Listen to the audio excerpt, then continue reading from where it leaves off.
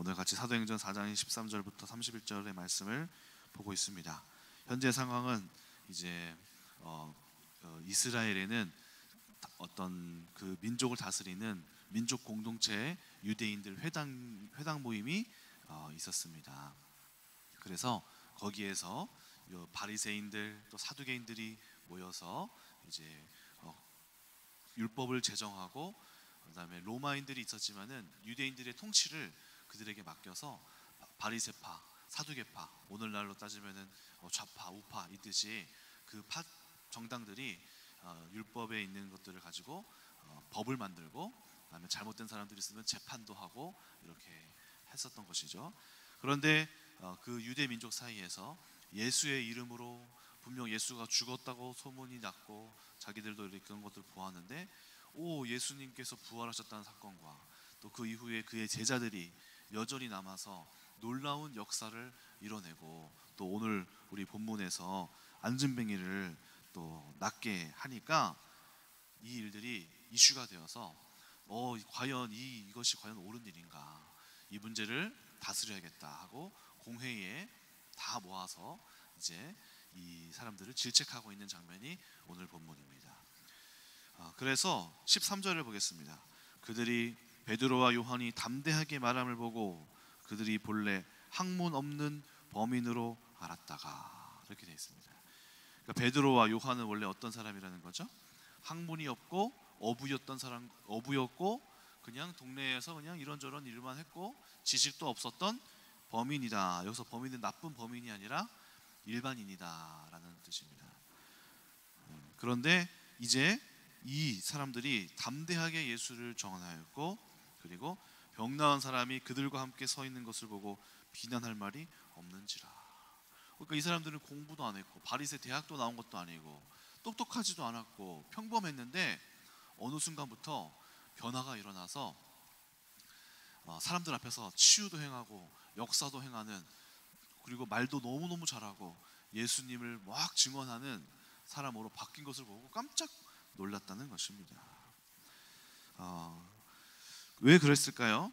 이유는 단순합니다. 바로 이 베드로와 요한을 비롯한 하나님의 사람들에게 성령이 임하였고, 그 성령이 그 사람들을 사로잡았고, 그동안에 그들이 지었던 죄악된 것들을 깨끗이 회개하였고, 또 성령께서 지혜를 주시고 담대히 겁쟁이들에게 담대히 말할 말씀도 주시고 또 증거도 주시면서 이 베드로와 요한과 제자들이 완전히 180도 바뀌는 역사가 일어났기 때문입니다. 하나님은 이렇게 하나님의 사람을 쓰실 때에 뛰어난 사람보다 일반적이고 평범하고 때로는 그 평범함에 미치지 못하는 사람들을 쓰시기를 기뻐하십니다. 그래서 오늘 이 본문에서 우리가 봐야 할 것은 무엇입니까? 이들이 본래 학문이 없었던 범인, 일반인이었더라. 그리고 하나님은 이 사람들을 통하여서 하나님의 나라의 역사를 만들어내시는 것을 기뻐하십니다. 왜 그럴까요? 이렇게 무능하고 부족한 사람들이 변화된 모습을 볼 때 사람들이 뭐라고 생각할까요? 쟤 원래 똑똑했어. 쟤 원래 착했어. 이게 아니라 이상하다. 저 사람은 정말 별로였고 정말 문제가 많았고 정말 별로였던 사람이었는데 저 사람이 이렇게 변했다고? 야, 하나님께서 살아계신 게 분명하구나. 저 사람이 어쩜 저렇게 지혜가 충만하여지지? 저 사람의 말을 내가 이전에는 무시했었는데 귀를 기울이게 되고 지혜를 구하게 되고 기도를 구하게 되고 변화가 일어나게 되는 것이죠. 이게 하나님께서 하시는 역사입니다. 그리고 오늘 우리에게도 허락하실 역사가 바로 일반적이고 부족한 우리들을 하나님께서 변화시키고 우리가 그에게 완전히 우리를 내어드리고 맡겨드릴 때 우리를 마음껏 사용하시는 하나님의 크신 역사가 바로 우리에게, 또 오늘 말씀을 통하여서 저와 여러분들에게 성취되어질 귀한 말씀인 줄로 믿습니다. 저도 저를 보더라도 참 많은 이제 변화가 있었던 것을 기억합니다.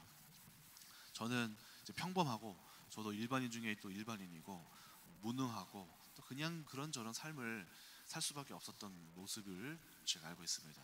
우리 여기 임바울 간사님도 계시지만 저와 함께 대학교를 이렇게 나오면서 같이 기숙사 회장도 하고 또 기숙사 이제 일도 같이 하고 여러 가지 일들을 많이 했었습니다. 근데 이제 나중에 와서 하는 말들이 뭐였냐면은, 야, 동주 형 많이 변했다. 동주 형 옛날에 정말 펄럭끼였는데, 예? 그리고 우리가 바지 사장 시켜가지고 기숙사 회장도 시켜주고 우리 말 잘 들었는데 막 이랬었어요. 저도 이제 그런 거였어요. 저도 회장을 같이 했지만은 저는 이제 그 학교에서 큰 문제가 없고 그냥 두루두루 친하고 사람 좋고 그냥 웃기는 거 좋아하고 그냥 개그나 하고 있고 막 그런 사람이었는데, 이제 저 똑똑한 친구 한 명이 있어요. 근데 그 친구가 제가 평판이 좋으니까 저를 이렇게 내세우고, 이 친구가 많은 거를 많이 이렇게 형 아이디어도 내고 이렇게 해야 된다 막 이렇게 했거든요. 그럼 저는 그냥 그런가 보다 가자 이렇게 가는 스타일이었어요. 그래서 이제 나중에 제가 우리 교회에 와서 영적인 세계에 눈이 열리고 이제 뭔가 경험을 막 하기 시작했어요. 하나님의 나라를 경험하고 일상에서 하나님을 경험하고 성령께서 이렇게 말씀하시는구나 막 내면에 막 하시는 것들도 발견하게 되고, 하나님의 음성을 이제 찾고 구하고 분별하고 순종하고 막 이런 역사가 막 일어나고, 이후에 다시 만나게 되었어요. 그랬더니 이제 하는 이야기가, 이 형 달라졌네. 옛날에 우리 말 잘 들었는데 이제 안 듣네. 형 진짜 많이 달라졌다. 형 뭔가 옛날에는 아무것도 없었는데 속에 뭐가 생겼다. 여기 대본 알아보는 거 있죠. 그러니까 저의 모습을 과거에 알아봤던 사람들이 이제 달라진 걸 아니까 여기 앉아 있잖아요. 이제 앉아 있는 거예요. 듣는 거예요. 이제 이 형의 말이 뭐가 있구나. 그 정택현 전도사님도 엄청 고집 세고 자기 말 자기밖에 모르는 사람인데 듣는 거예요. 뭐가 있긴 있나 보다 하고 와서 듣는 거란 말이죠. 그래서 우리 가운데에 저도 마찬가지로 아무것도 없었던 사람이 뭔가 이제 경험하니까 열매들이 생기니까, 그때부터는 저도 확신 있게 말하고, 제가 경험한 것이 분명히 하나님께서 하신 일이라는 것에 대한 이 증거에 대한 그 증거의 출처에 대한 것이 분명하니까, 저도 내 말 듣고 하라고, 하나님께서 이렇게 말씀하신다고, 지금 너에게 이렇게 하는 것이 영적인 것이 잘못된 거고 이게 육적인 거라고, 성령의 음성을 잘 들어야 된다고, 이렇게 나오라고, 이렇게 행하라고 하고 분명하고 확신 있게 안내해 줄 수 있는 인도자가 되는 것이죠. 그래서 저도 그것을 이제 경험한 원리만 말하는 거고, 그 역사하시는 것은 하나님이라고 얘기해 주시는 것뿐이지 저는 여전히 평범할 뿐입니다. 하나님의 역사는 그렇게 저와 여러분들에게 동일하게 그렇게 행하실 줄로 믿습니다. 저에게 역사하셨던 하나님, 저를 다른 우리 제 주변에 저를 잘 아는 사람들에게 이렇게 알게 하신 하나님이 저와 여러분들에게도 동일하게 여러분들의 삶을, 이전의 삶을 알았던 많은 사람들이 여러분들의 변화된 삶을 보고 깜짝 놀라서 묻고 질문하고 깨닫고 어떻게 변화했는지 나에게도 그런 은혜가 있게 해달라고 물어보게 될 그 역사가 오늘 성경에서 베드로와 요한이 학문이 없었던 사람이었는데 어찌 이렇게 되었는가 라고 깜짝 놀랄 정도의 변화와 또 하나님의 은혜가 여러분들에게도 동일하게 있기를 축원합니다. 어디 그뿐이 아닙니다. 저에게도 이제 아무것도 없는 무능인이 대안학교를 이렇게 이끌어가고 있는데, 참 거기서도 제가 가끔씩, 요즘 SNS가 유명하니까 인스타에다가 이렇게 가끔씩 올리면은 그거를 보는 사람들이 있어요. 다른 거는 안 보는데 제가 학교 이야기를 올리면은 그걸 보는 사람들이 있어요. 누가 보냐면은 제 전 교회, 지구촌 교회에 있었을 때 저랑 같이 있었던 목사님들이, 저를 또 잘 인도해줬던 목사님들이 있었어요. 그 목사님들이 다른 거는 안 봐도 그 학교에 활동하는 건 또 본단 말이에요. 그러면은 저도 이제 그걸 보면서 누가 봤는지 보잖아요. 그러면은 이분들이 이거를 또 보고 있구나, 관심이 있구나, 이렇게 또 생각하고 있고, 제 후배들도 가끔씩 연락하면은 형 학교를 어떻게 또 운영하는 거냐 하면서 이제 물어본단 말이에요. 저는 제가 잘 알죠. 제가 그거를 이끌 수 있는 지혜도 없는 사람이고 학문도 없는 사람이라는 거를. 이 모든 것이 하나님의 은혜 가운데 벌어지고 있는 겁니다. 하나님의 은혜에 들어가는 사람은 그 나의 그 이동주라는 사람의 인생에 그냥 원래 그냥 갖춰진 제 그릇은 묘보밖에 안 되는데, 그 하나님의 배에 이렇게 탑승하게 되는 순간 내가 할 수 없는 것을 하게 하시고, 내가 갈 수 없는 길을 가게 하시고, 내가 감당할 수 없는 자리를 주시어서 그 인생을 살게 하시니 너무 얼마나 재밌고 즐겁고 이게 제가 증거할 거는 하나님께서 일하시는 것밖에 없어요. 또 감사하게도 이 학교 안에서도 참 아이들의 변화가 이제 일어나고 있습니다. 제가 저희 학교에서는 매주마다 위클리 라이프라고 해서 너희들 한 주간 뭐 했는지 써라. 이제 최하진 박사님이 그때 오셔가지고 아이들 위클리 라이프 이런 걸 쓰고 있다 해서 우리도 그러면 써야겠다 하고 아이들이 매주마다 자기를 돌아보는 것들을 기록하고 있는데요. 제가 이제 읽다가 예전에는 아이들이 그냥 학교 공부 뭐 했다 이것만 쓰길래 이렇게 쓰면 안 되는데 그냥 이거는 그냥 기록용밖에 안 되고 뭔가 변화가 일어나는 것을 좀 썼으면 좋겠다 싶었는데 몇몇의 아이들이 조금씩 변하고 있더라고요. 제가 이제 몇 가지를 이제 카톡방에 올렸었는데 읽어드리도록 하겠습니다. 대안학교를 점점 다니면서 계속 지내다 보니 어느 순간 외삼촌이 좀 많이 편해져야 하나. 근데 이 친구가 외삼촌에 되게 두려움을 받고 있었어요. 아니면 마음의 문을 연 것 같은데 대화를 할 정도로 외삼촌을 싫어하지 않게 되었고 또 나의 언어 습관이나 영적 문제가 대안학교를 다니면서 발견하니 욕도 잘 안 나오기도 하고 작은 오빠가 막 불편하거나 그런 것도 없어졌고 대안학교에서 다양한 아이들을 만나니 이웃 사랑도 저절로 실천되는 것 같은 느낌이 든다. 마지막으로 옛날에 엄마랑 대화가 귀찮았는데 외삼촌과 독서가 합쳐져서 엄마랑 진지한 이야기를 하게 되어서 이제는 엄마와의 대화하는 것이 귀찮지 않게 변화하려고 노력하고 있다. 이런 이야기도 있고요. 또 요즘 나도 변화가 많이 일어난 것 같다. 엄마 말로는 영적으로 변화가 된 것 같다고 하였다. 많이 바뀐 건 아마 감사일기 영성 때문에 또 영적인 게 많이 바뀐 것 같다고 느낌이 들었다. 영성에서는 30분 정도 말씀을 듣고 나눔을 진행한다. 솔직히 말하면 나눔을 하면서 깨닫는 것이 많았다. 정죄, 비방 막 이런 게 조금씩 줄어들기 시작했다. 영성 때문이라고 해도 과언이 아니었다. 이렇게 아이들이 이야기를 고백하고 있습니다. 그리고 요즘 내 집중력이 영어 다른 거 있겠습니다. 그래서 수학 집중을 하고 숙제도 열심히 하고 그래서 내가 어려워하던 과목들이 성적이 올라가는 걸 목적으로 한다. 그리고 이제부터는 숙제도 열심히 하고 성적도 올리고 선생님 말씀도 집중하고 앞으로 지각하지 않고 곧바로 도착할 것이다. 그리고 대안학교를 다니면서 비록 너랑 나의 영적 문제가 비속어랑 나의 영적 문제가 고칠 것이다. 그리고 기도하는 습관을 가져서 정죄하지 않으며 살아갈 것이다. 또한 대안학교를 다니면서 세상 친구를 절제하는 능력을 키울 것이다. 아이들이 많죠? 영성 시간에 느꼈던 것은 제가 새 사람이 되어서 사람들을 섬겨야겠다라고 생각되었습니다. 뭔가 사명감처럼 다가왔지만 받아들이고 싶지는 않았습니다. 왜냐하면 나 자신도 데리고 있기 힘든데 굳이 다른 사람들을 섬겨야 하나 하며 마음에 고군분투했던 적이 있었습니다. 앞으로 하나님의 사랑으로 다른 사람들을 섬기려고 노력해야겠다고 생각이 들었습니다. 아이들의 마음속에 누군가를 자기밖에 모르던 인생에서 자기를 이렇게 바꾸려고 하고 또 변화하려고 하고 애쓰는 모습이 보이니까 저도 얘들이 이런 애들이 아니었는데 또 부모님들이 얘를 어떻게 해야 될까요? 데리고 오면은 그러게요 어떻게 될까요? 저에게 이걸 맡기시면 어떡합니까? 나도 잘 모르는데 근데 감사하게도 이제 하나님께서 은혜를 주시니까 아이들 마음속에 이렇게 작은 변화의 시작이 일어나고 있고 내가 이런 거 영적인 문제가 있구나 관계가 회복돼야겠구나 하고 바뀌는 모습 그 자체가 저는 이제 시작이라고 보는 거죠. 이제 시작되었구나. 한번 여러분도 지금 애들 한번 만나서 붙잡고 얘기해 보세요. 너 뭐 변했어? 무슨 마음의 다짐이 뭐가 있었어? 대안학교 다니는 애들 말고 한번 붙잡아서 한번 얘기해 보세요. 본인 이거 저희가 이제 매주 쓰면서 아이들이 자기도 자기를 돌아보고 내가 이렇게 바뀌어가고 있구나. 내가 영성 일기를 이렇게 쓰고 있는구나. 성장 일기를 쓰고 있단 말이죠. 이거 얼마나 귀해요, 그렇죠? 그러니까 이런 것도 이제 변화도 보게 되고 이런 학교를 제가 또 이끌어 가는데 이런 것도 변화를 주시니까 제가 뭐 변화하라고 해서 애들이 변합니까?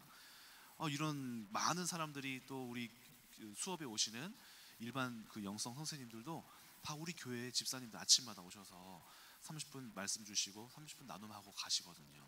그 시간이 차곡차곡 쌓이다 보니까 변화가 또 일어나고 그분들이 다 우리 교회 집사님들이에요.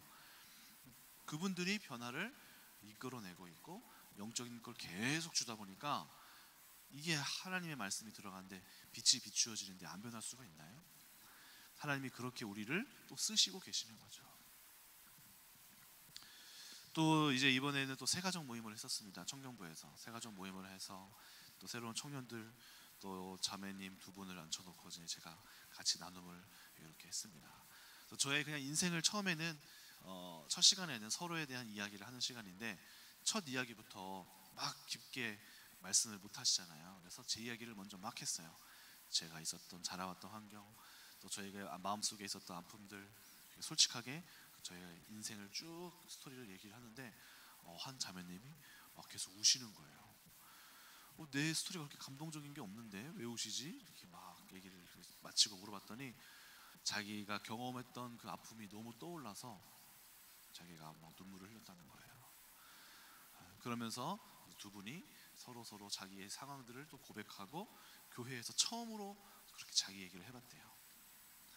저 또 그런 얘기 들으니까 또 감사하죠.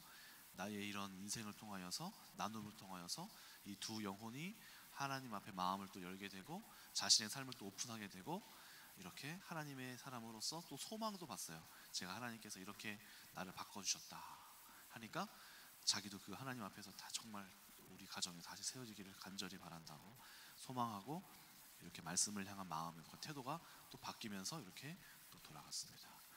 이런 것들을 보니까 저의 평범한 인생, 과거의 이렇게 삶이 나누기만 하더라도 내가 쓰임받아서 한 사람들을 하나님 앞에 돌이킬 수 있게 하는 것이구나 하는 놀라운 하나님의 도구로서, 손과 발로서 쓰임받게 되니 이것보다 정말 더 귀한 인생이 어디 있습니까? 옛날에 그냥 과거의 인생을 그냥 털어놓기만 하는 식으로 쓰이는 게 아니라 하나님의 도구와 손으로 쓰이게 하시니 옛날에 과거에 평범하였던, 무능했던, 학문도 없었던 범인이 그냥 이렇게 쓰임받는 사람으로 되게 하시니 이 어찌 하나님께서 하신 일이라고 말하지 않을 수가 있겠습니까? 근데 오늘 이러한 역사가 바로 저와 여러분들에게 동일하게 오늘 이 말씀이 베드로와 요한의 그 평범했던 일상이 하나님의 귀한 도구로 쓰임받게 되는 그런 역사가 여러분들에게도 귀하게 동일하게 역사하실 줄 믿습니다. 두 번째로 오늘 본문을 보니까 이들을 잡아갔던 사람들, 그 바리새파 또 사두개파 사람들의 태도를 한번 보시기를 원합니다. 이렇게 갑자기 사람이 변화했으면은 하나님께서 이렇게 크신 일을 하셨구나, 예수의 이름을 우리가 주목할 필요가 있겠다라고 생각하는 게 당연한 현상 아닐까요? 그렇죠? 보통 사람들은 누군가가 그렇게 변화였고 저런 일이 있었어? 대안학교에 이런 일이 생겼어? 하면 저기 안에 뭔가 비밀이 있겠구나, 그거를 들으려고 귀 기울일 텐데 여기 안에 있었던 사두개의 사람들과 바리새파 공회에 있는 사람들은 이렇게 말합니다. 15절, 그들을 명하여 공회에서 나가라 하고 서로 의논하여 이르되, 자기끼리 그들을 내보내고 이야기하는 겁니다. 16절, 이 사람들을 어떻게 할까? 그들로 말미암아 유명한 표적이 나타난 것이 예루살렘에 사는 모든 사람에게 알려졌으니 우리도 부인할 수 없는지라. 부인할 수 없대요. 그러면은 뭔가 믿으려고 하나? 17절, 이것이 민간에 더 퍼지지 못하게 그들을 위협하여 이후에는 이 이름으로 아무에게도 말하지 말게 하자 하고. 여러분, 이게 바로 굉장히 완악한 악한 마음 아닌가요? 기적을 봤습니다. 누군가에게 하나님의 역사가 일어났어요. 누군가가 놀라운 변화가 일어났고 어떤 정말 하나님께서 정말 일하시는 것을 딱 보여줬어요. 그런데 이 사람들이 하는 말을 보십시오. 저 하나님을 찬양하자, 저 하나님 어떻게 하셨는지 그들의 이야기를 들어보자가 아니라 저 인간이 더 이상 성장하지 못하게 누르자, 찍어 누르자, 까불지 못하게 누르자, 이렇게 얘기하고 있는 거예요. 그러니까 인간의 마음이 얼마나 이렇게 악하고 독하고 완악한 건지, 정말 이런 모습들이 있는 것입니다. 그런데 이런 사람들이 이렇게 하는 이유는 뭘까요? 바로 마음에 질투가 일어나기 때문에 그래요. 질투. 그리고 밑에 있는 사람들은 그렇게 안 해요.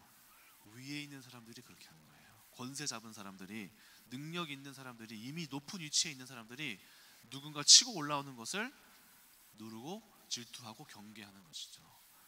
또 내가 받아야 할 박수를 다른 사람이 받기 때문에 이 사람들을 이제 까고 내리고 비방하면서 이렇게 내리는 거예요. 그러니까 그게 바로 질투하고, 또 아랫사람들은 안 그래요. 아랫사람들은 와 놀랍다 하고 막 들으려고 하거든요. 마음이 높아진 사람, 내가 교회에서 뭐 하나 이렇게 한 자리에 있었던 사람, 또는 여기에서 뭔가 내가 힘이 있는 사람, 이런 사람들이 올라오는 것을 누르는 것이죠. 저에게도 이런 마음들이 있었는데요. 언제 그랬냐면은 제가 가르치고 있는 어떤 청년들, 이렇게 제가 잘 말씀을 주고 양육하고 있었던 청년들이 있습니다. 근데 어느 날 이제 이 친구들이 뭐 이제 김주희 집사님이랑 같이 말씀 공부를 한다는 거예요. 우리 갔다 와라, 같이 말씀 들으면 좋지 하고 이제 보내고 왔는데 너무 막 감동을 받아서 오는 거예요. 행복해 보이는 거야. 근데 순간 제 마음속에서 뭐야 이거, 왜 이렇게 나보다, 내가 전하는 말씀보다 더 좋아? 이러면 안 되는 거 아닌가? 하면서 마음속에서 어땠을까요? 뭔가 시기와 질투가 올라오더라는 거죠. 저도 그런 마음이 있었다니까요. 그러면서 이제 그 뒤로 김주희 사님 약간 경계하게 되는 거예요. 뭐라고 말씀하는 거야? 뭐 얼마나 잘해? 하면서 이렇게 된다니까요. 근데 이제 이 마음을 제가 발견했어요. 이게 바로 사울이 가졌던 마음이 아닐까? 다윗이 은혜를 받아서 막 올라오니까 또 사람들도 막 박수 쳐줘요. 다윗은 만만이고 사울은 천천히요. 이동주는 천천히고 김주 집사님은 만만히요. 뭐 이런 뭐야 이거? 이렇게 되면 안 되는 거 아니야? 김주 집사님 청년부 부장에서 내려야 되나? 그렇게는 생각 안 했어요. 근데 이제 이 마음을 발견하게 된 거죠. 하나님, 제 마음속에 이런 마음이 올라오군요. 이런 마음을 주님 어떻게 해야 될까요? 하나님, 이렇게 생각한 게 아니라 하나님의 일은 하나님의 사람들을, 여러 사람들을 통해서 내가 할 수 없는 거, 그 아이들이 여자아이들이 있거든요. 내가 남녀로서 줄 수 없는 게 있잖아요. 이것들을 또 채우시니, 저 사람들을 통해서 채우시니 감사합니다. 나의 부족하고 연약한 점이 있으니까 저 사람들을 통해, 저 다른 사람들을 통해서 먹이시고 또 양육하시니 이거 기쁜 일이 아니겠습니까? 하나님, 그렇군요. 제 마음이 이렇게 교만하였음을 용서하여 주시고 저를 이렇게 이 자리에서 이렇게 나쁜 마음에서 거두어 주세요 하시 생각하니까 우리 김주희 집사님이 굉장히 최고의 파트너가 되는 거예요. 그래서 제가 이제 앞으로 이제 생각하는 게 이제 김주희 집사님이랑 더 많이 소통하고 더 많이 또 물어보고 얘기하면서 내가 할 수 없는 부분들은 또 맡기고, 또 이제 이런 생각도 하는 거죠. 우리 청년부 지금 훈련하는 프로그램이 없으니까 김주희 집사님이랑 같이 협력해서 강사로 김주희 집사님이 그 영적인 부분을 이렇게 해주시고, 제가 다른 부분 시스템적인 거나 다른 거 이렇게 하고 우리 같이 내년에는 계획을 해서 청년들 훈련, 리더 훈련 학교 같이 한번 세워봅시다. 좋다고, 같이 올해 같이 준비하자. 이렇게 또 할 수 있는 협력의 관계가 되는 거죠. 근데 우리 교회에도 그런 게 은근히 많이 있을걸요. 교회에서도 또는 이제 뭐 사업하는 데서나 이 마음속에 질투가 싹 들어오게 되는 순간이 있습니다. 그거는 이제 자연스러운 거예요. 어쩌면은 왜 첫째가 둘째 나오면은 마음속에 막 뭔가 자연스럽게 사랑이 빼앗기는 것 같고, 엄마의 사랑이 당연하게 또 시간이 그 투자가 자기한테 오는 것보다 이제 빼앗기게 되니까 막 마음에 이런 그 애를 막 때리기도 한다잖아요. 그런 것이 오는 것이 당연하게 할진데, 그러나 우리는 어떻게 해야 됩니까? 우리의 이 마음을 또 다시 바꾸고 변화시키고, 하나님, 이것이 이러면 안 되죠. 제 마음이 또 이랬군요. 제 높아진 마음을 낮추기를 원합니다. 사울이 되지 않기를 원합니다. 다윗을 세워줬다면 그것을 통하여서 또 하나님이 하신 일이 있었을 것이니 그것을 인정해야 되는 것이죠. 그래서 우리가 가져야 할 마음은, 누군가가 어떤 교회 안에 잘 되어지고 역사가 일어나고 뭔가 하나님께서 복되게 하시고 사역의 문을 여시고 막 성장시키시는 역사가 일어나게 된다면은 그걸 보고 우리가 박수 쳐주고 응원해주고 축복해줘야 되는 거예요. 그걸 하지 않고 질투를 하게 되면은, 비방하게 되는 순간, 그것은 바로 하나님이 그 사람을 축복하시고 복되게 하시고 선택하셨던 그거를 비방하는 거예요. 하나님이 은혜를 주셨잖아요. 그러니까 그것을, 그 자체를 하나님이 잘못 선택하셨군요 라고 말하는 거잖아요. 근데 우리가 가져야 할 것은 또 무엇입니까? 이번에도 제가 우리 그 유재인 집사님이랑 김평환 집사님 같이 모여서 이야기를 하는데, 이번에 이제 이사를 갔잖아요. 또 좋은 아파트로 갔는데 제가 가서 보니까 야, 우리 또래들 중에 제일 잘 갔더라고요. 아파트도 너무 좋고 그 시간이 갈수록 새로 짓는 아파트들이 더 좋아지나 봐요.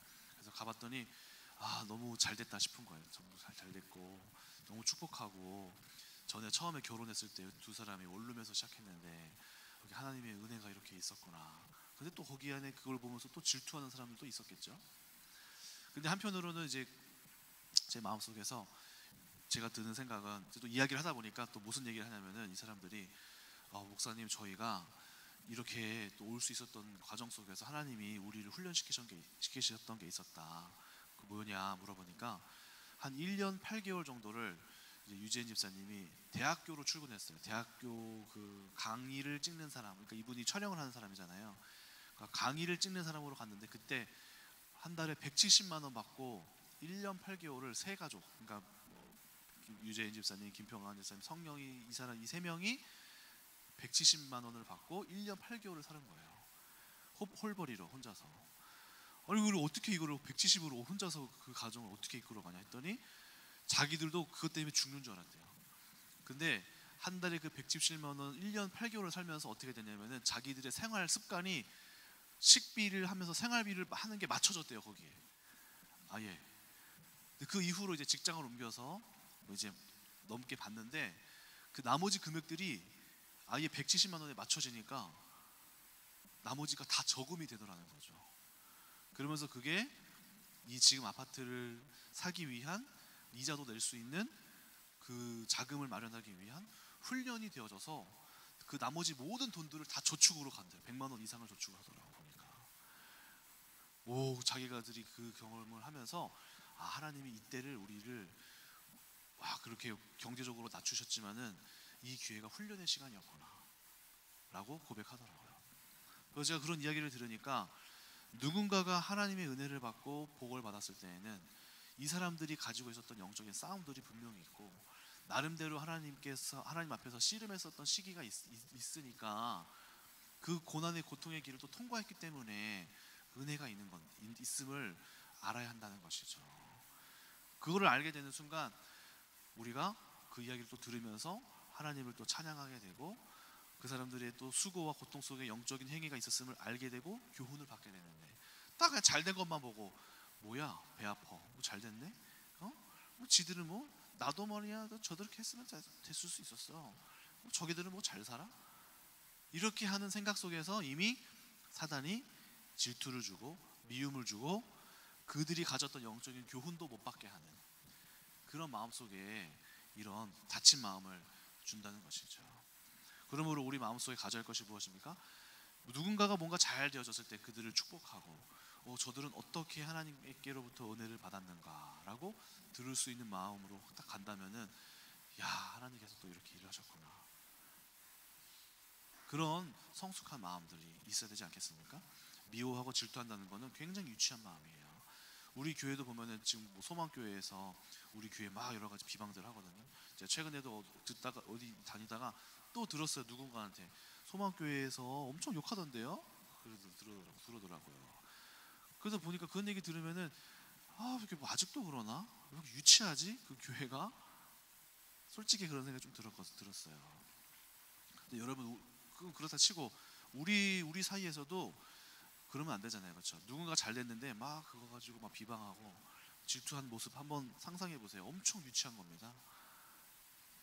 여러분, 우리에게는 성숙함, 하나님이 누군가를 복되게 하셨을 때에는 그것에 대하여서 같이 박수치고 축복을 빌고, 그랬구나, 너무 잘됐다, 너무 하나님께서 이 가정을 축복하셨네, 하나님이 이 가정을 복되게 하셨네, 이렇게 서로 축복해주고 박수 쳐주고, 또 그 안에 역사하신 하나님의 이야기를 또 듣는, 그리하여 때 너를 축복하는 자에게 내가 복을 주고 너를 저주하는 자에게 저주하고, 아브라함에게 하셨던 복의 근원이 되는 말씀이, 그 말씀이 성취되는 거예요. 오늘 그렇게 여러분들 귀한 복을 누리시기를 바랍니다. 오늘 말씀 한 구절 읽고 마치도록 하겠습니다. 디모데후서 4장 5절에서 8절. 뒤에 다른 말씀이 더 있는데 여기까지 하고 이거 말씀만 읽고 마치겠습니다. 디모데후서 4장 5절에서 8절 읽겠습니다. 그러나 너는 모든 일에 신중하여 고난을 받으며 전도자의 일을 하며 내 직무를 다하라. 전제와 같이 내가 벌써 부어지고 나의 떠날 시각이 가까워졌도다. 나는 선한 싸움을 싸우고 나의 달려갈 길을 마치고 믿음을 지켰으니 이후로는 나를 위하여 의의 면류관이 예비되었으므로 주 곧 의로우신 재판장이 그날에 내게 주실 것이며 내게만 아니라 주의 나타내심을 사모하는 모든 자에게도니라. 제가 이 말씀을 왜 드리냐면은 우리가 다른 사람들을 보고 비교하고 다른 사람에 대한 생각을 할 동안에 우리가 하나님께서 우리에게 주시는 말씀은 너는 너의 싸움을 하여라. 너는 너의 길을 가여라. 다른 사람하고 비교하면서 내가 누구 높아졌고 내가 낮아졌고 이거 할 게 아니라 너는 너만의 길을 가여라. 너는 너만의 전도자의 길을 가라. 너에게 준 하나님의 길을 가라. 당신에게 허락된 선한 싸움을 그거에 집중하라. 그것을 마치고 간 후에는 하나님께서 그 길 속에 선한 열매를 주시고 그 면류관을 주실 것이다. 한번 비교해 보세요. 남들과 비교해 보면요, 제가 뭐 다른 교회 큰 교회 비교해서 다른 잘 나가는 목사님들하고 비교해 보세요. 거기에 미치려고 막 애써 보세요. 그럼 거기에 못 미치면 나는 감당하지 못한 건가요? 그렇지 않단 말입니다. 나는 나의 길이 있는 거예요. 먼저 이바울 목사님이 나를 막 비교하면서 이동주 목사님이 한 것처럼 못하네, 그런 게 아니란 말이에요. 저분은 저 사람의 사역이 또 있고 난 내 사역이 있고 나도 누가 또 나보고 이동주 목사님처럼 빨리 이렇게 다른 언어 뭐 중국어 예배도 해보시고 뭐 이것도 해보시고 또 해보세요. 그게 아니라는 말이죠. 나는 나의 길이, 하나님께서 나에게 주신 사명이 있고 그 사람은 그 사람의 길이 있고 여러분들은 여러분들의 사명이 각자의 삶에 하나님께서 주신 그 길이 있기 때문에 그 길을 보고 성실하게 가실 때 그 사명을 잘 완수하는 것이 여러분에게 주어진 목표인 것입니다. 다른 사람들처럼 뭐 집이 어떻게 되고 뭐가 되고 그게 아니라는 거예요. 하나님이 여러분 각자에게 명령하신 그 임무에 성실하게 완수하실 때 하나님께서 그걸 보시고 주님께서 주시는 그 면류관, 그 상급들이 온전하게 그렇게 주어진다는 말씀입니다. 오늘 그렇게 의로우신 재판장의 재판이 여러분 앞에서 각자의 삶을 자기만의 길을 가실 때에 주어지는 축복이 있기를 축원합니다. 기도하겠습니다. 하나님 은혜와 사랑을 감사합니다. 오늘 말씀을 통하여서 범인이 일본적이었던 그 범인들이 많은 사람들 앞에서 변하여서 깜짝 놀라게 했었음을 보았습니다. 오늘 우리 큰나무교회 성도님들에게도 각자에게 주어진 그 인생의 삶 속에서 하나님께서 축복하시고 깨닫게 해주시고 변화시켜 주시고 능력 주시어서 많은 사람들에게 보여지고 나타내는 축복의 삶 허락하시고 각자에게 주어진 삶을 온전하게 비교하지 않고 온전히 자신의 길을 살아가기를 원합니다. 그렇게 될 때에 하나님께서 합당한 면류관을 허락하실 것을 믿습니다. 오늘 그렇게 자기의 길을 묵묵하게 성실하게 걸어갈 수 있게 하시는 복된 질투하지 않는 미워하지 않는 그런 성도님들 되게 축복하여 주시옵소서. 마음을 지키게 하여 주시옵소서. 감사드리며 예수님의 이름으로 기도드렸습니다. 아멘. 오늘 중요한 말씀들을 많이 전했습니다. 몇 가지 깨달은 점들이 저도 있는데 아까 우리 여러분도 그런 부분을 적용을 해봐야 되는데 아까 유재인 집사님이죠. 그분이 이제 180만 원 가지고 살았다 그러잖아요, 그렇죠? 절약하고 그래서 그렇게 돼서 그 삶이 몸에 익어 가지고 나중에 월급이 좀 올라서도 오른 가운데서 나머지 저축이 됐다는 거잖아요, 그렇지? 그러니까 그때의 삶이 유익된 거예요, 그렇지? 그 몸에 비해서. 저도 그런 경우 있었어요. 왜냐면 저는 없이 살았거든요. 가지고 이렇게 많이 쓰는 게 없어 별로. 그냥 그래서 없는 가운데 살았던 것이 체질돼 가지고 교회 개척을 하면서 목회하면서 그 잉여에 대한 거는 다 저축이 되고 그 교회에 대한 어떤 헌금과 이런 부분이 교회를 세우는 데 바탕이 된 거예요. 그것을 땅을 사고 뭐 모아가지고 이 교회를 이루는 중요한, 왜냐면 제가 만약에 막 너무 많이 살았으면은요 다 이렇게 그거를 쓸 텐데 안 쓰고 다 저축이 되는 거예요. 그래서 교회를 지금 세워진 것이고요.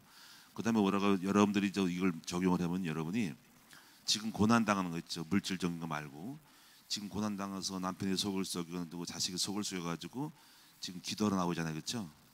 그때 그 고난 당했던 기도했던 고난 당해서 왔을 때 오는 영적인 감각들, 주님을 함께 매달리는 감각들, 열정들, 기도해야 된다는 거, 그것이 지금 여러분을 만들어가고 있는 거예요. 그래서 그런 것들 영성이 만들 때 나중에 지나서라도 잘 되라도 그 영성이 남아서 유지돼가는 거예요. 그러니까 제일 무서운 게 뭐냐면요, 나중에 좋아졌을 때 과거에 가졌던 영성이 희미해지는 것이, 이걸 두려워해야 돼요.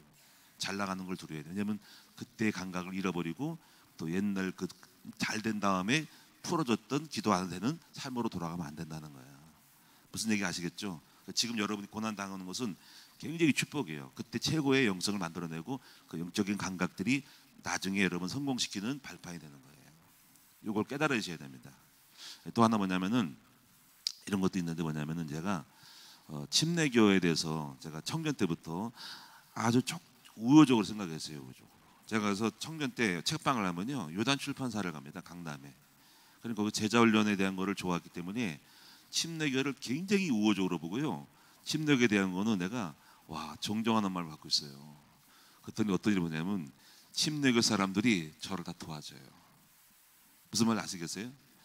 내가 누군가를 미워하면은 그들 나를 미워할 텐데, 내가 마음속에 좋아하니까 전부 침례교에, 오늘 임바울 간수 침례교 사람이에요. 정태균도 침례교, 침례교 회장님이, 침례교 사람이 다 와서 저를 도와줍니다. 다시 말하면 내가 좋아하면은 그 좋아하는 사람이 나를 협조하더라 이거예요. 그래서 미워하면 그 사람이 나를 적으로 여기는 거죠. 적이 되는 거예요. 그래서 내가 하나님께서 내가 과거에 어떻게 생각하는 거예요. 침례교를 좋아했더니, 침례교에 우호적이었더니 자꾸 침례교에서 나에게 많은 소스가 오고 도움이 되네. 그래서 이 뭔가 있고 나는 거죠. 자, 그런 게 있고요. 자, 하나만 더 말씀드리면, 오늘은 이제 수요 예배, 실버 성계 헌신 예배고요. 마지막 하나만 말씀드리는 건 뭐냐면, 이따가 나가실 때 밖에 우리 김은희 전사님이 서명을 하나 받을 거예요. 우리 성도님들 중에 성도님들 중에 집사님, 또 새로 오신 남자 집사님 성도님 계신데, 그 아드님이 조금은 이렇게 좀 나름대로 약간 불법적인 것에 연루되어 있어요. 그래서 재판을 받아요. 또 술도 먹고 해가지고 뭐 이렇게 음주운전하고 또 이런 것도 있어요. 그래서 재판 받는데 탄원서를 지금 좀 써야 되거든요. 여러분들이 좀 나가실 때 재판 결과에 양형이 되도록 여러분 좀 이렇게 사인 좀 해주면 좋겠습니다. 그래서 오늘 저녁까지 해가지고 내일 바로 들어갈 것 같으니까는 이따 나가실 때 우리 김은 전사님이 좀 나가시 전에 밖에서 2층 로비에서 좀 미리 좀 나가서 받으셨으면 좋겠습니다. 그렇게 되겠습니다. 기도하겠습니다. 살아계신 아버지 하나님, 고맙고 감사를 드립니다. 하나님 아버지, 오늘도 또 귀한 은혜 가운데서 많은 은혜를 베풀어 주셔서 하나님 아버지, 또 성령의 충만한 가운데서 또 함께 말씀을 나누시도록 인도하시니 감사합니다. 오늘 들었던 말씀들이 깨달아지기를 원하고, 특별히 오늘 우리의 삶 속에서 있었던 지금 나의 모든 어려움들은 어려움이 아니라 나를 만들어가고 나의 영성을 만들어가고 또 장차 큰 복을 주기 위한 그릇을 만들어가는 귀중한 시간임을 감사를 드립니다. 괴롭고 힘들어서 기도했던 삶이 단순한 기도가 아니라 나의 영적 삶이 되어져서 그 이후에라도 그러한 삶을 유지시켜 나가는 원리를 알게 도와주시기 원합니다. 가난이 내가 실패가 아니라 어려운 가운데서 아꼈을 때에 그것이 바로 나중에라도 나에게 아껴주는 절약을 배우기 위한 것임을 알게 도와주셔서 지금의 모든 것이 하나님의 완전한 배려이며 하나님의 섭리이며 하나님 마침내 복을 주고자 하는 그릇을 만들어가는 놀라운 하나님의 시간표임을 보게 하여 주시옵소서. 오늘 우리가 그래서 어떤 하나도 하나님의 허락하시는 땅에 떨어지지 않음을 믿고, 하나님은 모든 걸 아시고 다 계획 가운데서 내가 알지 못했던 크고 놀라운 비밀을 이루시기 위한 세밀하고 자상한 주님이심을 믿습니다. 시험 들지 말고 늘 하나님 앞에 성령님들을 잘 받아 승리하게 하여 주옵소서. 감사합니다. 오늘로 예물 드렸습니다. 예물 드린 종들마다 만복을 주시기 원하고, 오늘 하루도 수요 예배에 잘 드리고 또 승리하는 우리 모두가 되게 하여 주시옵고, 또 이제 금요일 날에는 실버 성교 야외가 있습니다. 하나님 우리 어르신들을 또 최선을 다해서 잘 섬길 수 있도록 도와주옵소서. 주 예수 그리스도의 이름으로 축복하며 기도하옵나이다. 아멘.